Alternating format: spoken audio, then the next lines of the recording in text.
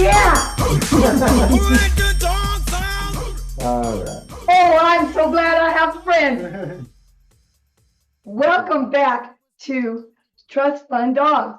As a matter of fact, I stole the name from the famous Mark, the greatest trainer known to man. I wouldn't say So Mark, as you can see, I'm a bad trust fund mom dog.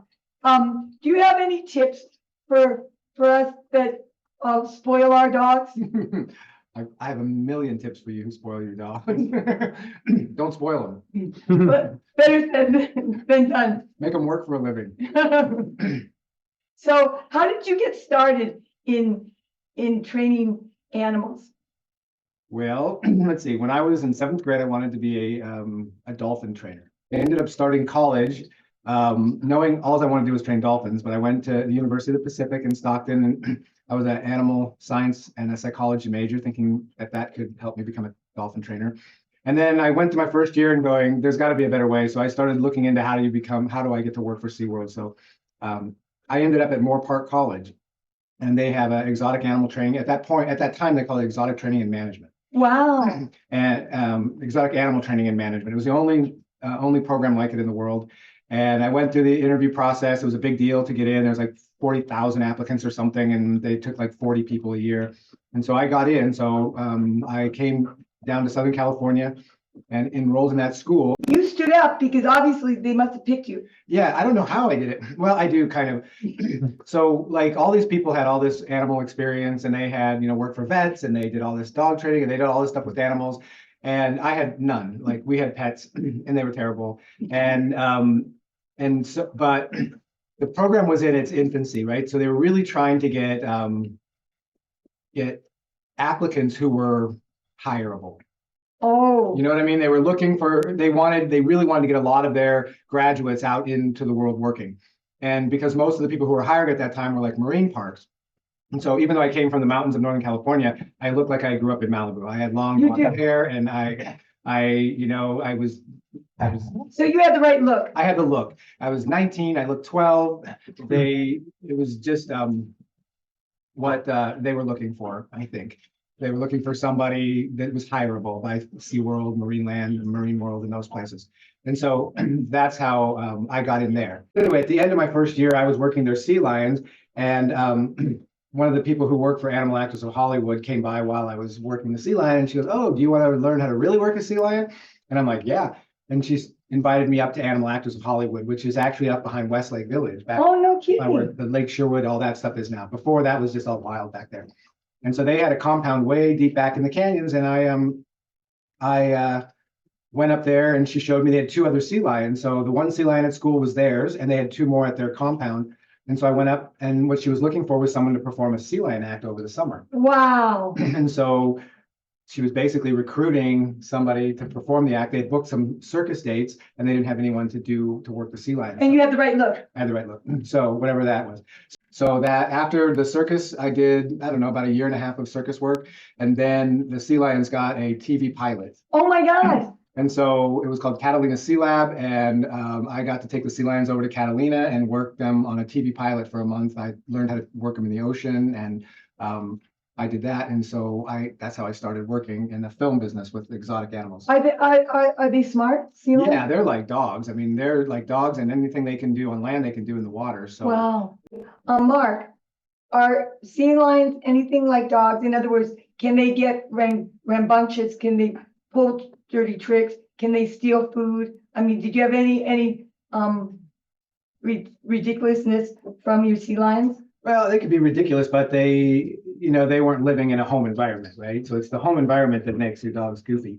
They had a big pool and pen that they lived in. And they were out under control. We were working with them, so I mean they could be mouthy and stuff like that, but by and large they were awesome. So you work with wild animals. Were you ever frightened? I was always frightened. Whenever people say, "Oh, animals feel your fear," I'm going, they do not. Because I mean I was always scared around the big cats. So I worked leopards. I mean, for 5 years I did nothing but leopards. I worked leopards, tigers, lionesses. I never worked the big male lions. mountain lions, bobcats. Wow. But I was always nervous. I was always scared around them. I never was, and I think that's what kept me alive and kept everybody around me alive, that I was always nervous with them. So, you didn't have any problems with leopards, and I take it.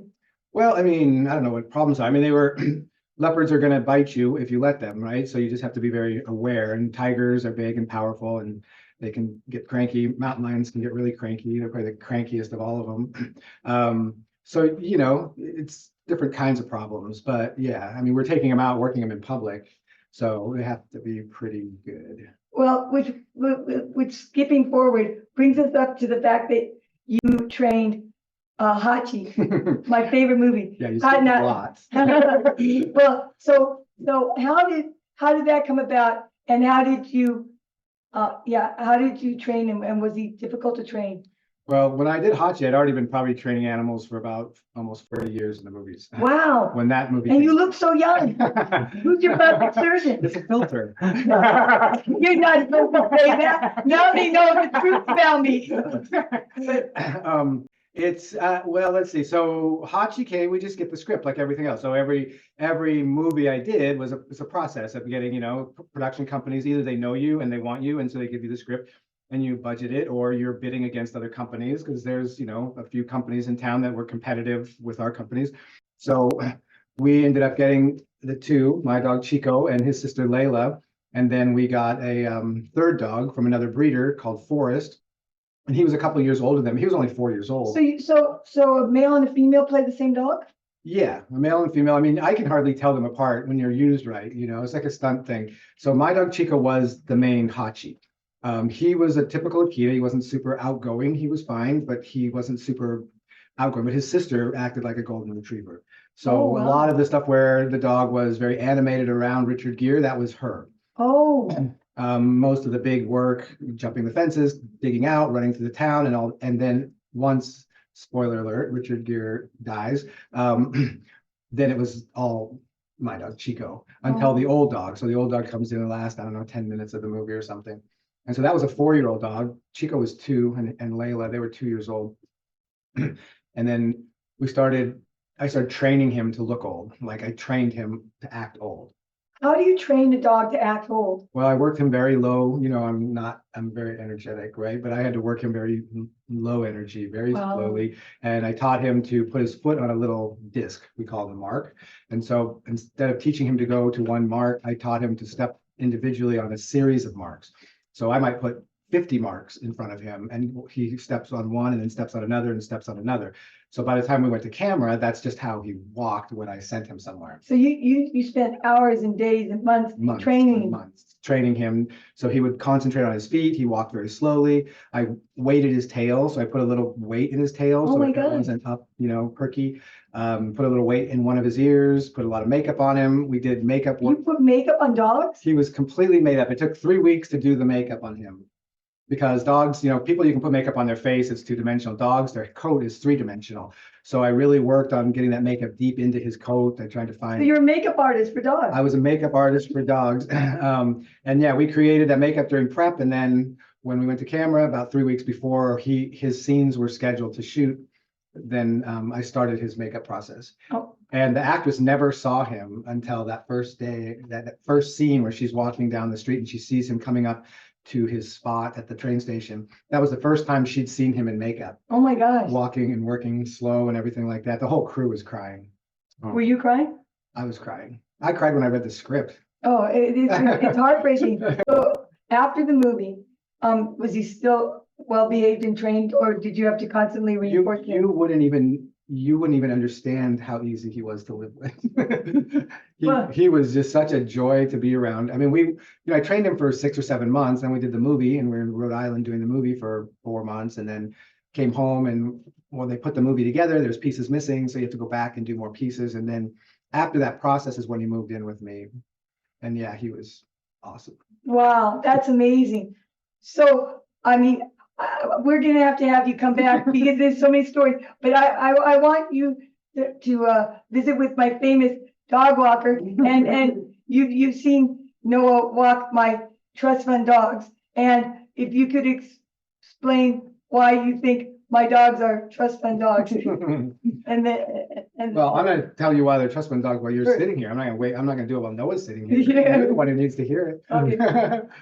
Why are they trust fund dogs? Well, they're only trust fund dogs because you're a trust fund mom. They weren't born trust fund dogs. The thing is, when I say that is because they don't have to work for a living, right? So there's a lot of dogs who are happy to work until there's an obstacle, right? So like, I imagine it like, I don't know any trust fund babies. I just assume what they're like. So if you're a trust fund baby and I'm wrong, that's fine. But when you have everything you need, and I mean, dogs like to work, they like to do things regardless of whether they're getting paid or not. But when they hit an obstacle, they don't have enough drive to get over it because they know they have everything they need when they get home. So actually, Dino is not a trust fund dog because he likes to work by stealing food. Well, he's like one of those trust fund babies who likes to steal just for the fun of it, not for, Not for me. right, they don't need it, but it's fun to do, right? They need that entertainment and that excitement of the theft. So they're like when rich kids go and, steal things, shoplift. He's a shoplifter,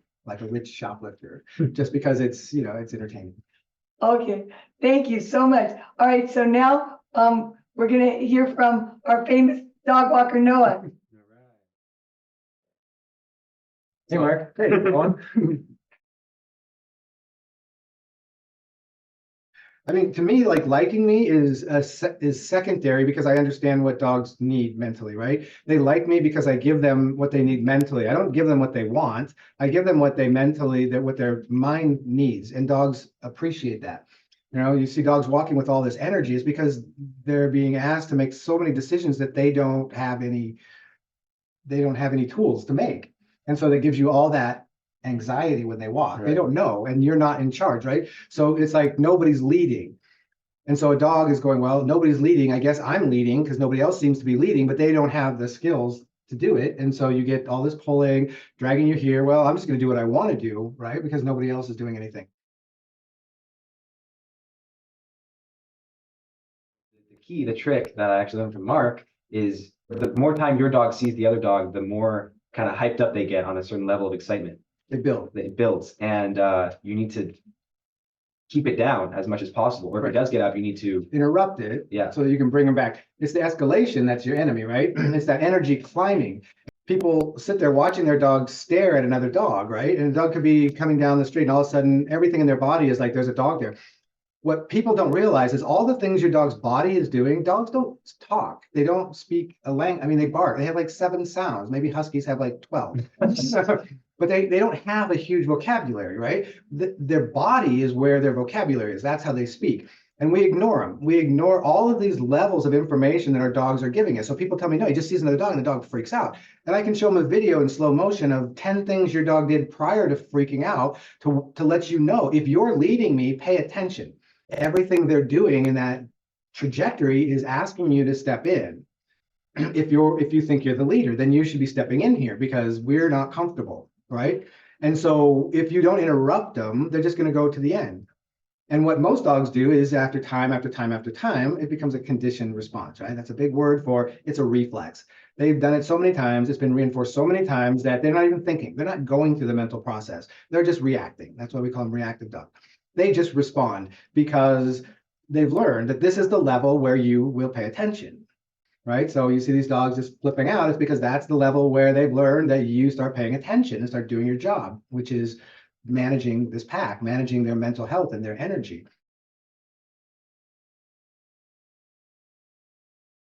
So to me, the first thing you do when you plan to get a dog is, how do I confine this dog so that he's supervised whenever he is out?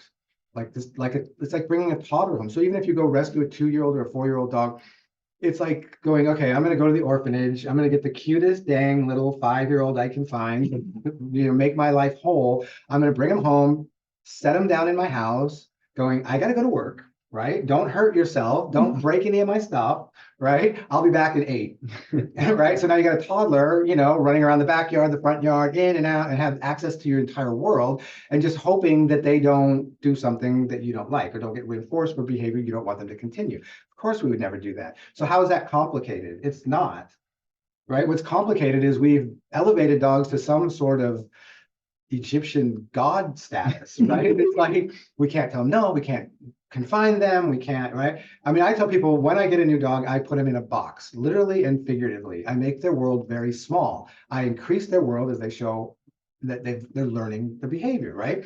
And when they're out, they're supervised 100%.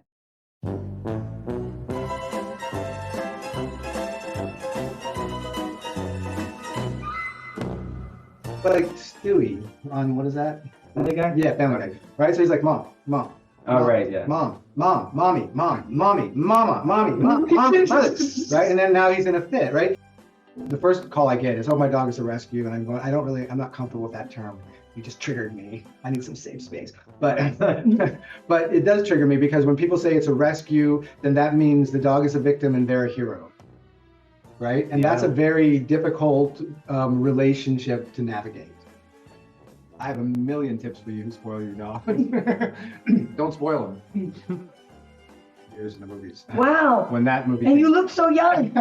Who's your plastic surgeon? It's a filter. You're not supposed to say that. Now they know the truth about me. Right. But mostly he's a great dog because I raised him well. Right? Unlike somebody I know. Well, he's been trying to get your attention the whole time.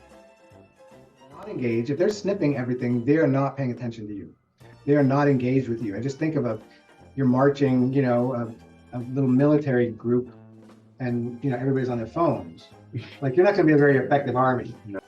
They're not the leader, and I guarantee you, if a pack of wolves is running through, the lowest wolf on the totem pole will go, "Hey guys, look what I smelled." It's like, no, I will leave you behind and you will die.